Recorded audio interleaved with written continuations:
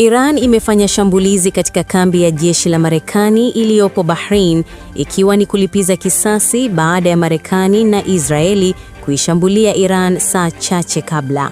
Taarifa za awali zinaonyesha makombora na droni zililenga makao ya jeshi la wanamaji la Marekani, US Fifth Fleet, na milipuko pamoja na moshi mkubwa ulionekana karibu na eneo la Jufea. Video iliyosambaa mitandaoni na kuthibitishwa kijiografia imeonyesha kombora au droni ikipiga karibu na kituo cha kijeshi cha Marekani nchini Bahrain, tukio linaloashiria kuongezeka kwa mvutano mkubwa Mashariki ya Kati. Shambulizi hilo limetajwa kuwa jibu la moja kwa moja baada ya mashambulizi ya pamoja ya Marekani na Israeli dhidi ya malengo ya kijeshi na nyuklia nchini Iran, jambo lililopelekea Iran kuanza kulenga kambi za Marekani katika nchi kadhaa za Ghuba. Kamanda wa jeshi la walinzi wa mapinduzi ya Iran, IRGC, amesema mashambulizi yaliyofanyika ni mwanzo tu wa uwezo wa kijeshi wa Iran.